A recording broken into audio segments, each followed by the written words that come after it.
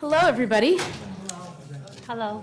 Hi, everyone. My name is Micah Ariel James. I'm the education manager at Hancher Auditorium, and we are very excited to see all of you here today for this conversation, for this Obermann conversation. Thank you also to the Obermann Center. And this conversation is between Amir ElSaffar. Well, it's between all of us, isn't it? But Amir ElSaffar and Lisa Schlesinger, and we're going to be talking about unraveling and mending art as political witness. And I'll be here kind of moderating, also at times probably falling into the background and hopefully leaving you all to some conversation. And then we'll open it up to Q&A at some point as well. I will say this is also being recorded as an episode of Hancher Presents, which is the Hancher podcast that is released every other week. You can find that on SoundCloud and iTunes. So if you hear something wonderful that you want to share with your friends, please do. Just called Hancher Presents. But yeah, I think we can go ahead and get started here. So by way of introduction, I think it would be great to talk about how you got into your artist activist state. Which came first, your art or your political and cultural explorations? You want to start? Sure. Well, I think my whole journey throughout the years, I mean, at least, I don't know, maybe since I was 2, so it's been a little while, it's been really focused on art and humanity, and I don't see them as separate, and somehow it spills over into political realms just by nature of where I come from and the music that I create and the state of the world around the areas where my family comes from. But it's not the motivation. I think that the music and art itself is maybe the most powerful force that we can tap into. So that's really been my driving force from the very beginning. And I'll talk more about where I come from as we go on, but that's just the short answer to your question. Short answer to the question is probably a love thing. That I think I was always an artist, and I always had a sense of justice and injustice, so they always went together. And it's such a difficult and fascinating topic that I've been thinking over all week, thinking how do you answer that, except that I think when you are an artist, you know it as a little kid, and you look around, you observe, you start thinking, you pay attention, and in those observations you see how people live, and and you get invested in that.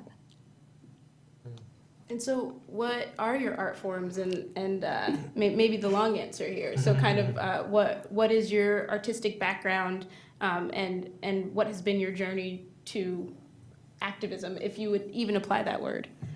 Yeah, that's great, because my journey is that I grew up with a lot of art in my household, and I felt like a poet, and I liked to draw, and pictures and words went together for me, and then I danced and I played piano without any discipline.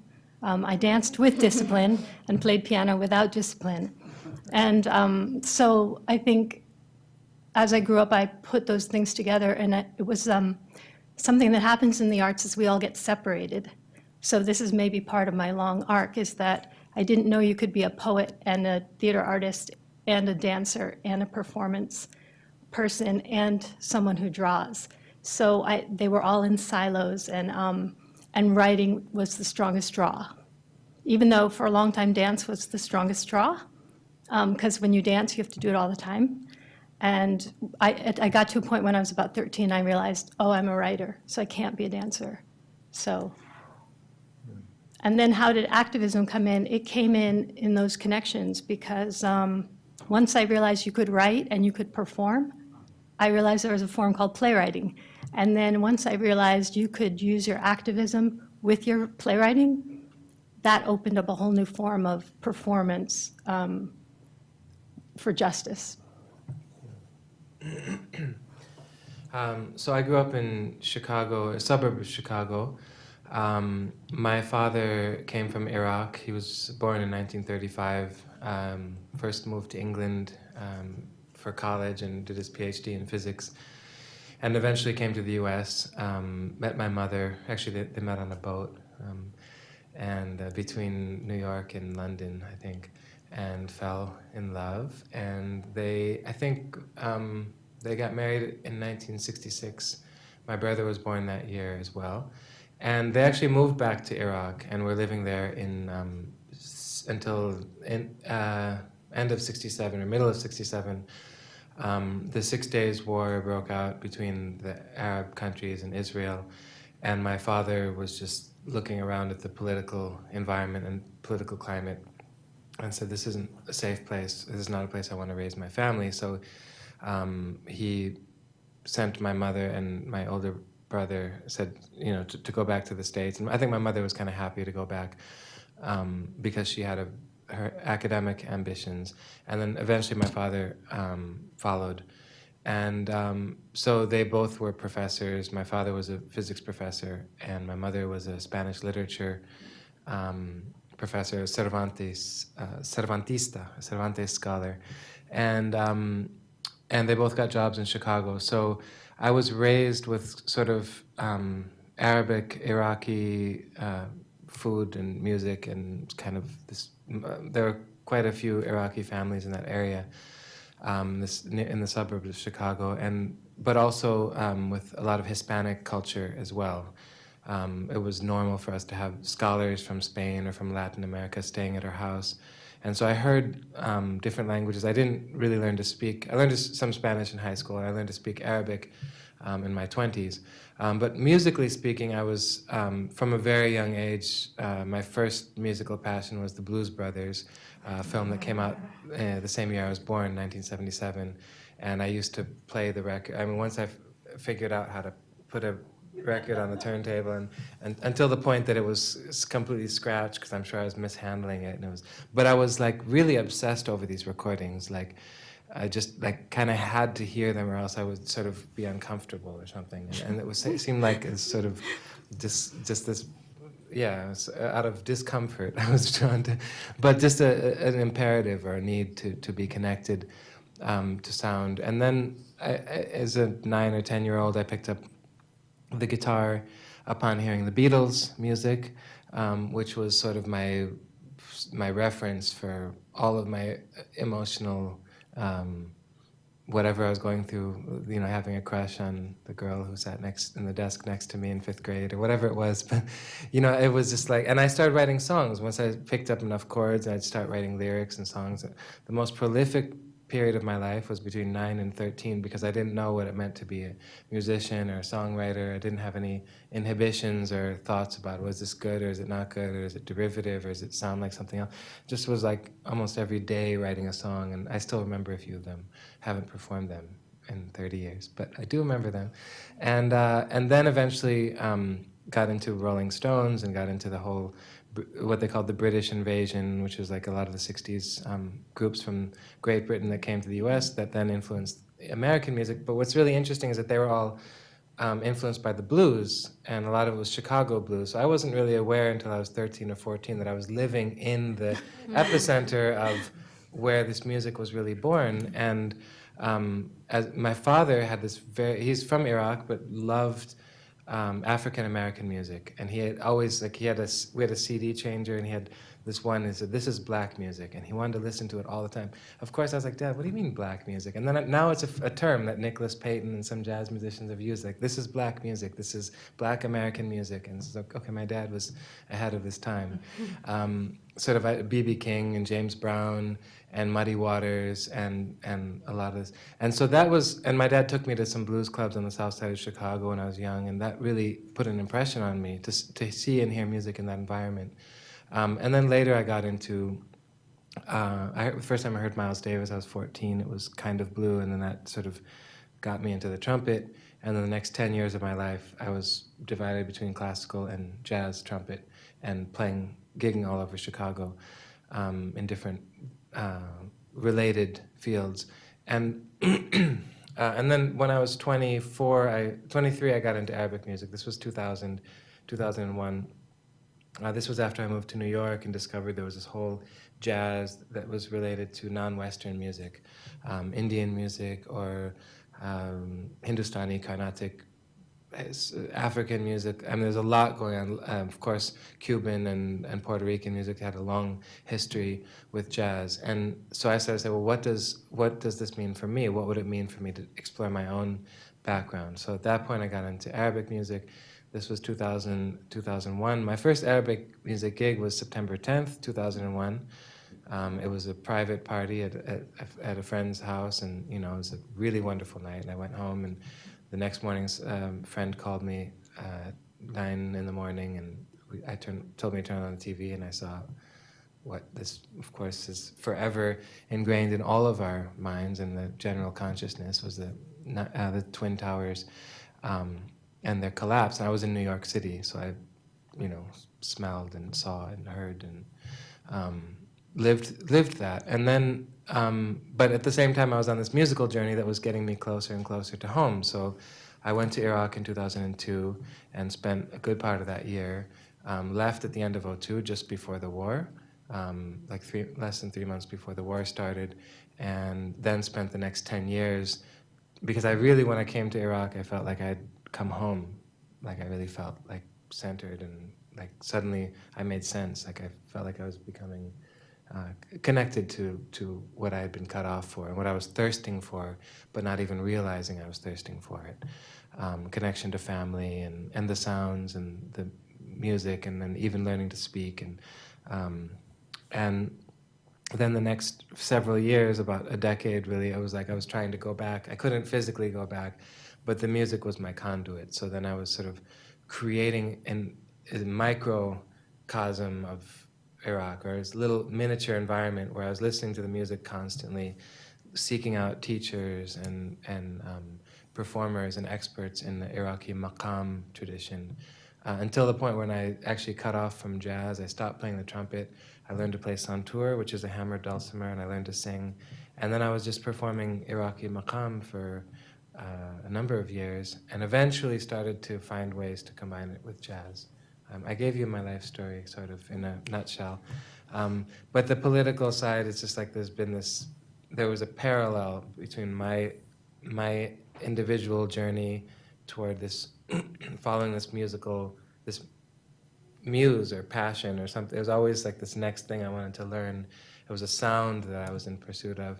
And meanwhile, there was stuff going on in the world stage, on the military and political levels, that was sort of unnerving and actually directly impacting my ability to do my work, because I couldn't stay in Iraq anymore. The reason that my family left Iraq in the first place was, again, connected to political events. So sort of unwittingly, my work, without me wanting it to be in any way, it's sort of just by me appearing on stage in the United States in 2006, performing Iraqi music, that was a political statement. I didn't know I was making any kind of political statement. That wasn't the purpose, but but I did, of course, want to represent Iraqi music and share it with American audiences and with Iraqi audiences to sort of keep this tradition alive. So. And for you, Lisa, was there a specific experience or exposure that led you down the path to your specific, is there a specific area of activism that you're interested in, or a specific topic? I think I was very influenced by the civil rights movement and nonviolence movement, so that was part of my upbringing. And fathers and records, my father had all the folk records, so I learned more about that movement through music as well. And so, I did sneaky things when I was a teenager, like I went to anti-nuclear protests. When I said I was sleeping over at a friend's house, we were actually protesting and doing nonviolence and anti-war things in a naughty way. And I think I've always been driven by an anti-war sentiment. So when 9/11 happened, I particularly sort of tuned into the divisiveness that happened around me, especially with young men, young people. That alarmed me because it accelerated so quickly. And so it wasn't that I wasn't involved before that, but I think it was like a critical moment. And a couple years later, when the Iraq War started, I was invited on a trip with a group of playwrights, and it was quite a prominent group of playwrights, including Tony Kushner and Kia Corthron, Robert O'Hara, and Betty Shamia to go to Palestine. So in other words, to see what theater looked like under occupation during that very volatile time.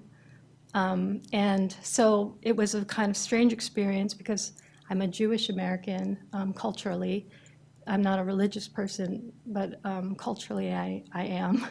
And to go in through the West Bank and experience theater in the West Bank was really life-changing experience for me. To see what theater was under occupation, what people wanted to talk about, which was basically very small things like daily life, like what happens in our homes, small conflicts very intimate conflicts between people, not political conflicts. We never talked about the Israeli-Palestinian conflict, except we felt it by being on the other side of the West Bank. And also at that time, Israel started to build a security wall. And that wall it didn't seem like a good solution. And in fact, a lot of people told us, walls really can't keep people out because people are so ingenious about how they get through walls. And we could see, you can go all along the security wall and see how kids get through and how products get through and how people go to work. And it's quite ingenious. So when we had the opportunity, we decided to write a play about the wall. And strangely, it's relevant now, metaphorically. And so we tried writing this play about a wall, but how do you write a play about a wall? Well, we called on Brecht, and we kind of merged Mother Courage with West Side Story and made a kind of musical, ironic story about a little girl. Well, actually, the story is about an American-Palestinian man who goes to find his brother who went to Palestine to get married, but was disappeared. But in the process, we follow a little girl in a kind of like a Alice in Wonderland kind of thing through Palestine and had that experience. So, and since then, I guess my work speaks to peace, to trying to find peace in an increasingly militarized and divisive world. And I think as an American, we're responsible to speaking to that because we put so much of our money and resources into promoting war. And do you feel like, so it's an interesting thing that the term art as political witness, because I feel like there are two sides to that, at least.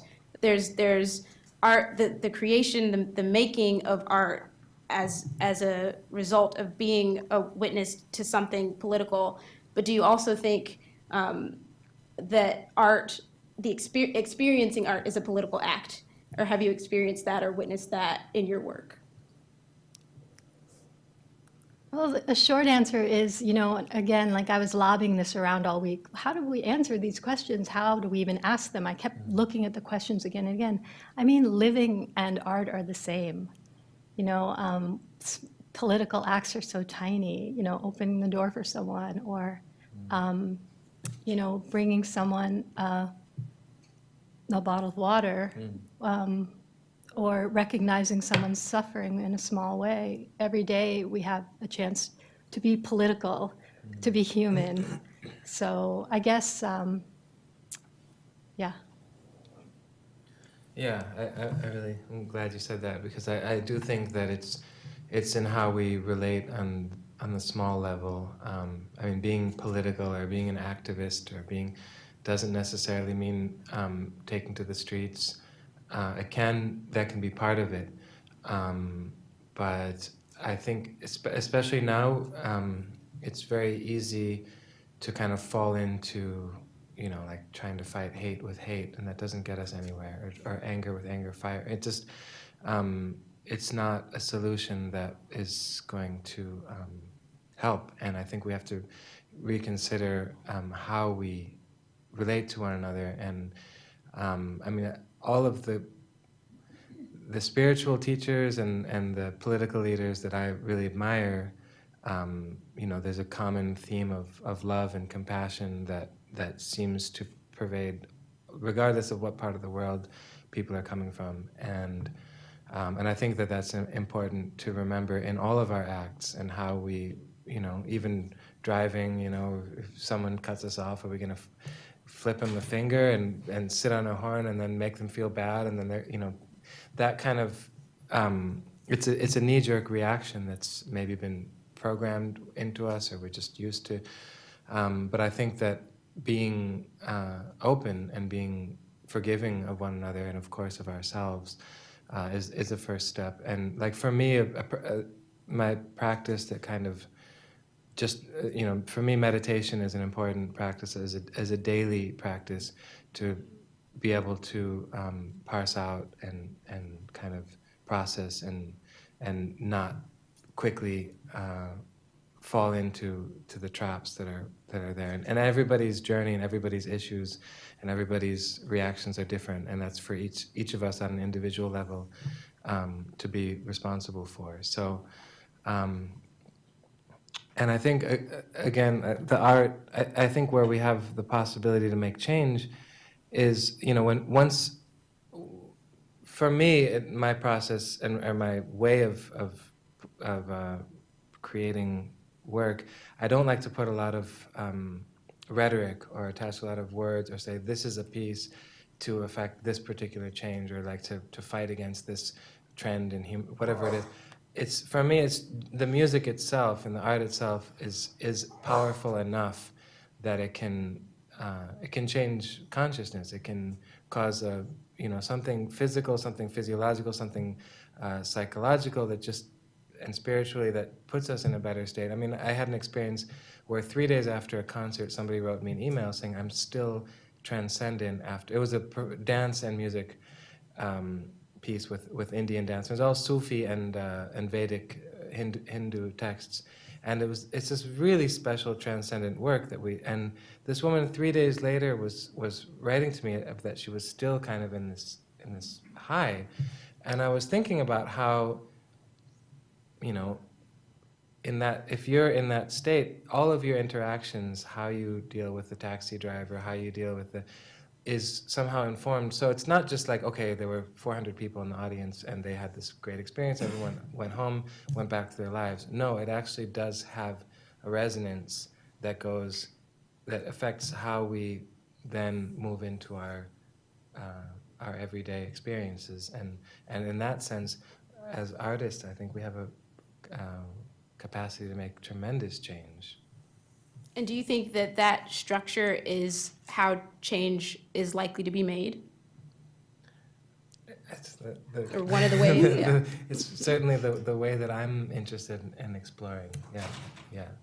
And I think it's more than once we, if you put another divisive method, okay, we're anti this, anti the antis, whatever we are, and then it's like, well, you're not welcome here, and it's like, well, okay, well, then where does that get us? We're getting further and further apart from each other, rather than understanding our fundamental connection. So,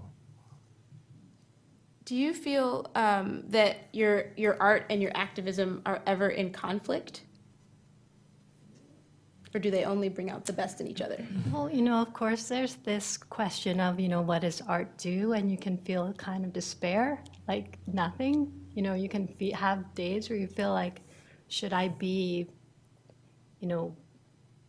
working in a refugee camp, not writing a piece about the refugee crisis? I can ask that question every day. Interestingly, Kinan Azmeh, the Syrian composer that we're working with now, he answered that question by, he said once the Civil War started, for a year he couldn't work, he couldn't write. And then he realized after a year this is what he does. So he got back to work and started to write music, and the music is, phenomenally beautiful and transcendent. And I think it's kind of a humbling practice, like meditation. It's not really doing anything, but it's doing the practice, and knowing that that is the thing you do brings you to the next place to find the next thing you need to do.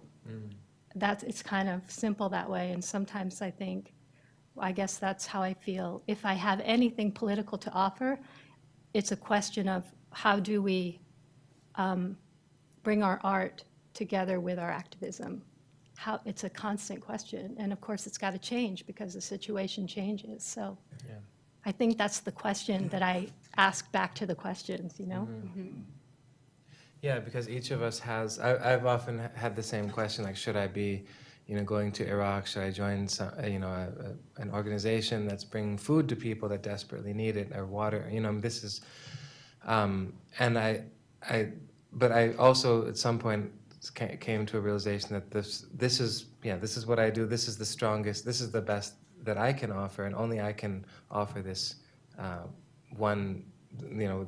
What I'm doing musically, no one else can do, and it seems to have an impact in terms of sharing the culture of Iraq with people who had never heard it before, in terms of it's like, oh, they have a culture. I didn't know they had music. I thought you could be killed for playing music. It's like, no, we've had music for 7,000, 10,000, I don't know, since before humans there's been music, and music is just, it's part of life. And so, that on a very basic level, but then also being able to relate with other people from other musical traditions, and sort of discovering how much we actually share in common, and how much we actually, and then sort of delighting in all of the variations and the differences that occur from one part of the world to another. But I'm very much interested in finding,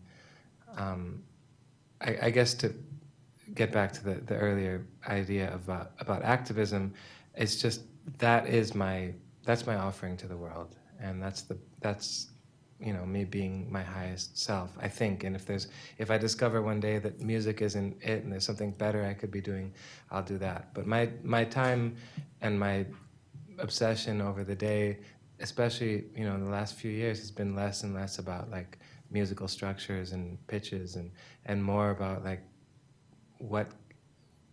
where's this world going? How did we end up here? Is it something from the last 4 years? Is it something from the last 400 years or the last 4,000? What is this cycle that we're in? And sort of trying to understand it on a meta level, rather than getting too involved in the particular political discourses that are sort of come and go very, very quickly. So, because we have some much bigger lessons to learn in humanity right now. So. Yeah. And I know you all had some questions for each other, but I also want to ask, do you feel that activism or being politically involved is a responsibility, or just a desire, or some combination? For you personally. Oh, yeah. Personally, yeah. Personally, Yeah. yeah, it's a responsibility. I mean, it's part of being a privileged person. Yeah. Yeah, absolutely. I mean, I would feel if it's sort of like, I don't know, if I had a child and the child was hurt in the other room, and I was just, well, I'm going to do something else right now. No, I mean, this is emergency. You have to take care of this child. You have to. So I feel similarly, not just about the art on its own, the music on its own, but about being able to use or breathe through the music in a way that can actually make the world better, even in a small way. But I think that for me, it's absolutely, it's kind of, it's a responsibility, imperative. Yeah. And it feels like you can respond to the emergency with the speed of art. I'm just thinking of the way that it can take a very long time to develop things. There can be a lot of levels before it gets, any given art can get the exposure that means it's really getting into conversation. How does that relate to the desire for, there is this urgency, there's an emergency. Well, that's one thing I really like about being in an improvised medium. I mean, jazz and also I have a 17-piece group we're going to play on Thursday, and the music it's open enough that it can change with each performance. And I've noticed that it, depending on what's going on, not only in our small world, but like what's happening in the world in general, the music changes, and so there's a possibility of reacting quite quickly.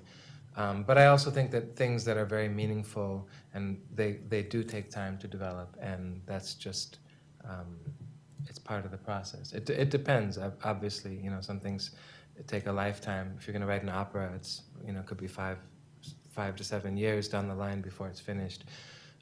But I think that because what I'm questioning are much larger issues that humanity has been dealing with, and sort of on the archetypal level. So it's not the fashionable stuff. Like if you wanted to address the current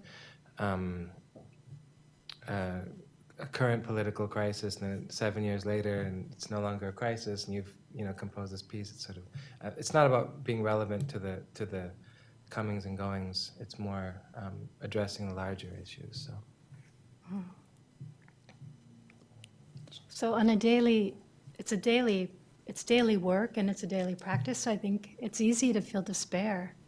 It's easy to give over to despair. So it's just a practice like everything else, and having some faith. And following one's intuition, which is, and all this goes back to the higher self and a kind of transcendent state that a practice brings to a person, and just trusting that, and then knowing that that will take you to the next place, including to the next piece, whatever your next piece is. And it's not fashionable, or it's in its own time. Mm-hmm. So, I've had projects where the piece came before the crisis. Mm-hmm. So, if that makes any sense. Like, I wrote a very, very tiny play about a toxic chemical spill in West Virginia that actually happened. But a Kurdish woman came into the play. She was transversing the world in this kind of dream state. She wanted to talk to the United States president. That was her journey. And later I learned about the story of Nadia Murad, who transversed the world to speak to the world through, as a United States representative, United Nations representative, So it's kind of strange how if your art's open, if your state of art making is open, things come to you in confluence with the world sometimes. And so, yeah. And I will let you ask questions because I know you had a couple, but how does collaboration play a process in what you're doing, what you're wanting to do with your art and your activism? Do you assemble a team of like-minded people? Do you get like-minded in the room? How does that work? That's a great question. Yeah. Well, I think for this, like this ensemble, this Rivers of Sound ensemble, it's as much a community as it is an orchestra or a band, in the sense that everybody in that group is someone that I've had a musical and personal connection to, for, in some cases, well, my sister, who I've known since I was born, of course, we've been playing music together from a very young age, but also other musicians that I've played with since high school, or some, and some at very particular periods of my life. But they're people that I have a really deep sort of heart connection with. I don't know, it's just something. Everybody in the group. So when I picked the members, and some were even people I had just met more recently, but each one was someone that I felt a sort of empathy with, or some really, and that translated to trust, so that in the music we, there's trust, compassion, something that develops, and then among the members of the ensemble, within a few days, it was like these friendships developed, and whether it was because there was some similar wavelength that we're all tapping into, or whatever the reason was, but one person would get a little bit lost, and somebody else would just go over and help him. I mean, part of the problem is, I thought it was a problem, then I realized it was actually an advantage. My scores are really poorly written. I leave a lot of things out, and I forget to write some details, and some people get it right away and other people don't. And so because I usually am writing them very quickly at this, like I get all my inspiration after the deadline, you know. So I'm like writing and writing parts and giving them to people before we premiere the new piece, and like, but in that process, the people had to have a conversation. Like, oh, he means this. Okay, I understand. And then there's and this sense of connection among all the musicians developed. And what I discovered is that that kind of community where we're all working together toward a higher good, or toward something, toward the pursuit of beauty or beautiful sound, and relating to one another, is sort of became like a imagined society of, you know, a sort of an ideal of how people could potentially live together, where it's not a transaction, and it's not a power over. There's no hierarchy. There's no, I mean, this like subject-object dichotomy of, you know, a strong versus weak, and all of those kinds of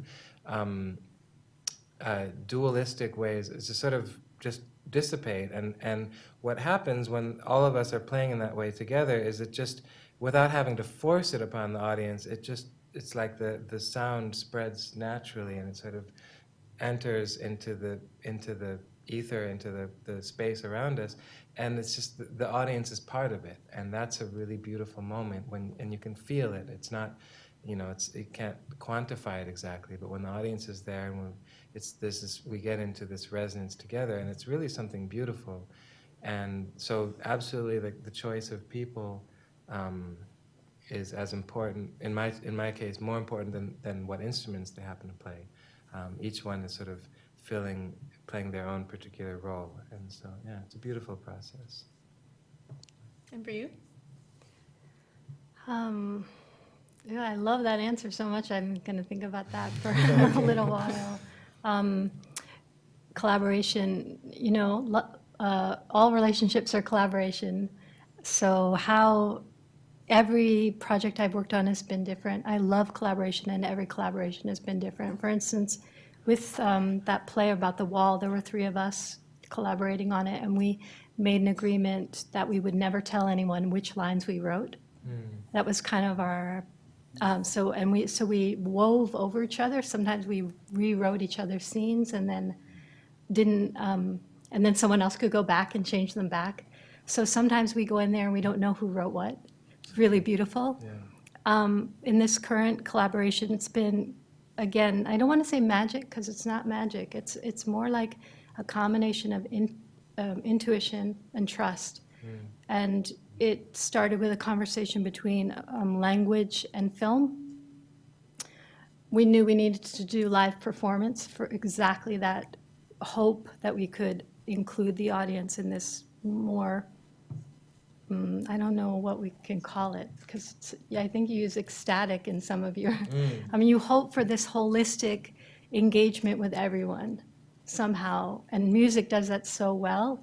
But I think in American playwriting, we've had a long time now of social realism and naturalism, and this whole idea of the fourth wall, like you're over there and it's real over there on your couch, and I'm real over here on my couch. But I've been aiming for a long time for something that brought the audience into performance and performance into the audience, and I mean that like in the body, you know, and the soul, not just, you know, with us in the room, and that's what I'm aiming for with this piece. So I don't know if it will work, but the power of it, or the momentum it has, it found its director, it found its composer, it found its choreographer, it found its scenic designer, it found its primary singer, and so we're on a journey with it of trust. Like, it's beautiful. It's new for me. It's a very new, different thing. So we'll open up to questions from the audience in just a moment, but do you all have any questions for each other? I have a few questions. Oh. And I can be that filler too, you know, when people don't ask questions in the audience. Yeah. Can you speak to us more about Maqam? Sure. So Maqam, M-A-Q-A-M, is usually how it's transliterated. It's a tonal system. It's a modal system that's been practiced in the Middle East. I should say, really, it's from Morocco, all of North Africa, Tunisia, Algeria, Libya, Egypt, the Persian Gulf, the Levant, Turkey, parts of Eastern Europe, Iraq, Iran, and Central Asia, all the way into Western China. So it's a really large part of the world. I don't know how many billion people that is, but it's a lot that practice this musical tonal system that goes back thousands of years. I mean, it has its origins in what are called the Greek modes, for any musicians in the room, which actually originated in Babylon, which probably originated much earlier than that. But it's basically 7-note scales. But the primary difference between these scales and contemporary Western scales is that they have microtones. So they're pitches that are sort of in between. So if you know, like the piano has white and black keys, there are notes that fall somewhere in between these white and black keys. And there's a lot of fluidity and flexibility, and the sense of intonation is like on a continuum. So in Western training, there's a half step, and then there's nothing smaller than a half step. That's the smallest unit. There's no, like you're on a grid. So there's nothing exists between C and C sharp, and between C sharp and D. It's stepwise. In this music, between C and C sharp, there are infinite possibilities. And between C sharp and, so you're really working on this there's there's no dots in between. There's just, you're working within the space. And so that's a really interesting way to make music, and many, many traditions within this larger Maqam language. But I started to write my own music that kind of combines these microtonal sounds with kind of a Western sense of harmony, or polyrhythm, or multiple melodies, contrapoint happening at the same time. So, because oftentimes once you're either going into the microtonal realm or you're going into equal temperament and harmony, and so I'm trying to sort of bring the harmony into this larger Maqam modal system. I hope that's a brief answer. It's sort of one of these endless. One could spend a whole lifetime pondering what does anything mean, but especially Maqam as a modal system. Yeah. I've seen you already, and I'm wondering. So, sorry, we have a handheld mic, and we're just because we're recording it. Jennifer's coming around.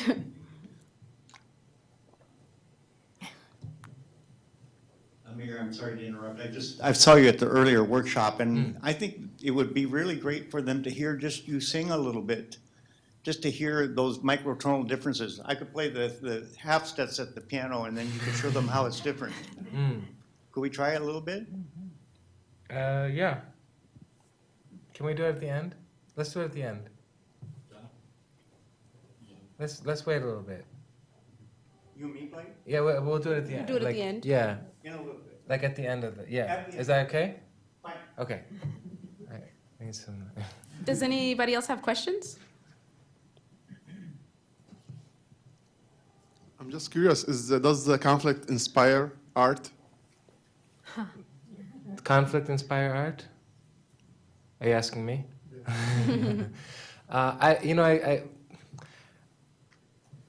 I don't know how to. It's just like I think my parents used to fight a lot when I was growing up, and I sort of really I didn't like hearing anybody yelling at anybody or anyone being aggressive toward. I mean, it was really not physically, just verbally, and I don't want to talk too much about them, but it was something that just I think all of my life I'm sort of avoiding conflict or trying to mitigate. Or I think part of my role as a kid was to sort of lighten things up or try to make everyone happy, which is has its own issues. But in general, I'm not very interested in conflict, and I don't think we need it to inspire art. I think there's plenty of art that came as a result of people living in conflict or having, and maybe it has its role, but yeah, I don't see them. Art is going to continue and is going to exist in human societies regardless, and I think that we can just take the conflicts part out, and and it's really, really not necessary for humans to be in this kind of constant state of war. It's something that we're used to, and we think that that's just what it is, and that's just the way life is, and it's never going to be any better. But it's there. It's not, doesn't have to be like that, and it's not going to be like that for the rest of our time. So maybe in our lifetimes, we'll see, but it's not a necessary state of our existence. So I also just want to say, I think it could seem like it does, but it's actually the opposite. It really stifles creativity, conflict. It's not inspiring to art at all. I think maybe you know, I could just say from my own experience, I'm a very shy person and often don't even really want to talk about things at all. Well, I'm a big talker, but I don't like conflict talk. But it's a form of resistance to the conflict is making art, actually. Like, it's a form of peacemaking in response to conflict. So, yeah, it's not inspiring at all. May I ask, what if you replace the word conflict with tension, which is what we have in the hemisphere, we have it in life? Well, the way I phrase it, maybe people sometimes tell me I'm too sensitive to words. The way I think of it is like, what's haunting you? And I think you could say tension, or what's the tension that's driving you? But it's different than conflict. Like just in my own experience, I know that there are like conflict junkies, like tourist activism, where people kind of get high off of being in conflict zones. I know that exists. It hasn't been my experience. I've had, terrible stomach aches being in dangerous places, and I can't write in those places. I have to wait till much later. But so that conflict, I think, is different, and tension is is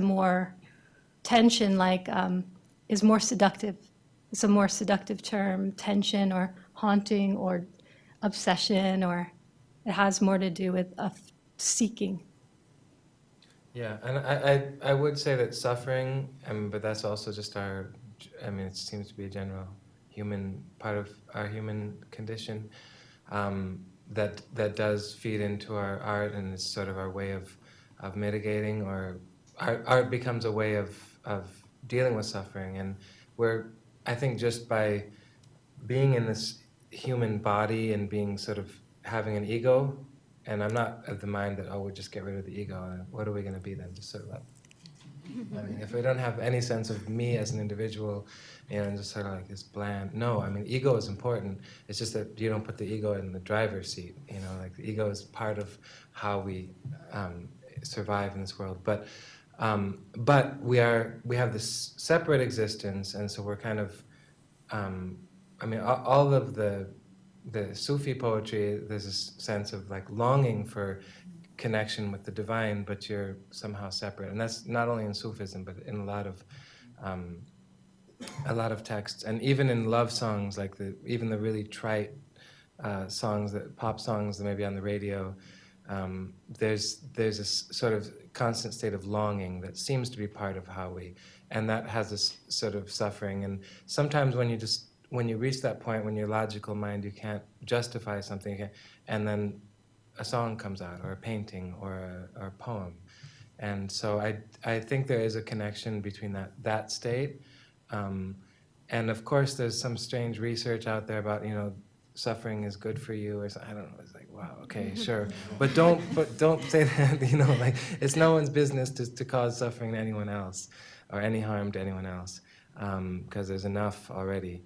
And but I do think that it's a way that we can sort of transcend and then and mitigate and move beyond suffering. So, and in art, there's of course this tension, release. There's building and coming down. I mean, that's sort of there's different words for that, but yeah, so it's complicated.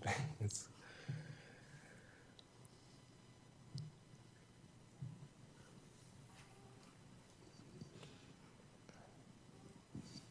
well, while we're on the philosophical discussion, I guess what I'm picking up from the audience is that art is relationships and human connection. And so my question would be, in your personal opinion, can like the production of art as a process for emotional process or whatever, is there a reason to produce it if there is no audience? Is it for yourself if it is about personal connection, or is it somewhere in between the two? For me, I mean, yeah, singing on my own can be a beautiful experience, and whether in the car, in the shower, or just playing for myself. But I think really it's a means of communication and connecting, and that's when it's really at its most powerful. So if that didn't exist, in my own experience, I don't know what my practice would be like. But it's a very important part. I think that's where we sort of, because when we're all in a space together experiencing some art, any art form, I mean, when we're all deeply engaged, there's a sort of a transcendence that happens, or sort of a collective feeling that emerges, and that's really powerful, and that to me is a driving force. But I know plenty of people that just make art for themselves and have a journal and they write poetry and they've never shown it to anyone and they never will, and that's also perfectly valid. I mean, I think it's our natural state as human beings to be either dancing or singing or having that's just tapping into the forces of the universe. We're just in this sort of strange world that's sort of putting us more into sitting at a desk and computer and phones and those things that are not exactly artistic. I mean, moving the thumb like this isn't really, and that's all the body is doing when you're on the phone. Like, no matter, you think you're traveling the world and you're just sitting there, at a couch potato. So anyway, yeah. I don't know. Well, I'm just going to take another swipe at this. Okay. Today, there's a lot of rhetoric surrounding immigration about assimilation. And what you have presented actually suggests a preserving of identity or preserving of difference. And so, and maybe I'm putting words in your mouth, but one of the earlier things you said, Amir, was that the music itself, just to engage something that you haven't engaged before, can do a lot of the work. It doesn't have to have a overt message. And so I'm wondering about the ways that we can encourage this diversity, especially in a climate where people are trying to force assimilation. Do you want to speak to it? Why didn't you go? Oh, okay. Well, like for instance, my father came in the 1960s, and he made a decision really not to speak Arabic anymore, not to. I mean, he wasn't particularly religious to begin with, but I mean, he sort of made a decision to assimilate, as did all of his colleagues, as did most people that I know that came in that era. Whether it was out of insecurity, that they were afraid of appearing to be different, or whether they just were happy. I mean, in my dad's case, I think he just, wanted to leave. Once he came to the West, he felt more free. And so he didn't feel a need to really, but interestingly, in his old age, he kind of wants to go back to connecting to what he grew up with. So I think people should do what they want to do. If they feel like they want to assimilate, then they should assimilate. And like, I know a lot of people that just changed their names. They became Tom and John, and what's your name? Oh, Tom. Okay, I didn't know. Like these Iraqis I know that have these another identity when they come here. But I think that's really up to the individual. But I think there's more of a move now, and the people that have come, especially in diasporas, forced diasporas, like refugees or people that are fleeing home, there's much more of a tendency to sort of still be connected, and because they didn't leave by choice, they left because their home became unlivable, or because their lives were directly threatened. or their livelihoods. So then, you know, it's I don't know. It's a very complicated situation. Once you leave home, you can never go back. You can go back physically to the place, but you change. So. I think we have time for maybe one more question before we perhaps end with some Sure. musical interludes. And while someone's thinking of a question, I will go ahead and mention that Amir ElSaffar and Rivers of Sound will be playing at Hancher on Thursday at 7:30. There are still tickets available, and there are $10 student tickets. But any other questions? I think we end with music. Did you want to say anything else? Let's see the space between. Huh? Let's see the space between. Okay. Are we gonna? I can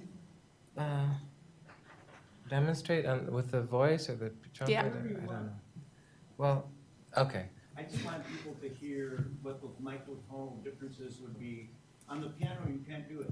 Right? The piano has measured half. You just retune the piano. I have a tuning hammer. I do that sometimes.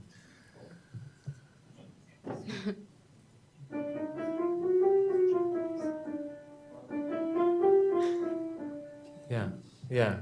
So,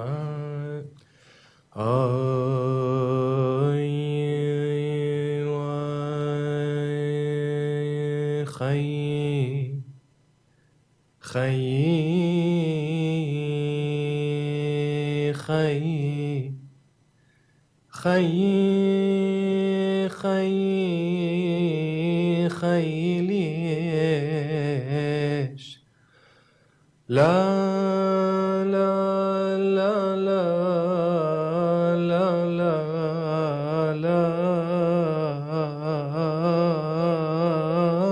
لا يبلى قلبك وقلبي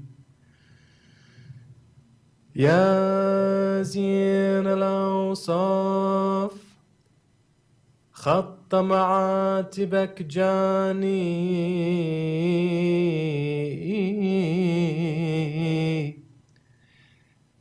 يا زين الأوصاف خط معاتبك جاني عن الزراعات الورد يا يابا عن الزراعات الورد والغير جاني جاني جاني جاني لا لا لا لا لا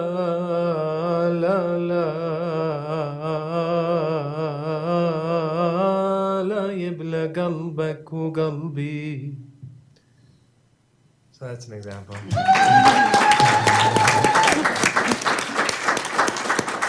Thank you, everybody, for coming. Oh, we got one last question there. Did that song Yeah. have an emotional state of being? So the question was, did that song have an emotional state of being? I think so. So my question is, what was that? Well, it's this. Well, the poem is about a loved one who's far away, and yeah, it's longing in some. I mean, there's like how many different kinds of longing. In Arabic, there's like more than 60 words for love. So you know, everyone has its own dimension or its own, its own nuance. Yeah. Amir, Yes. which Maqam was it? Bayat. Yeah. All right. Thank you, Lisa. Thank you, Amir. Thank you, all. everybody. We've also got these postcards here.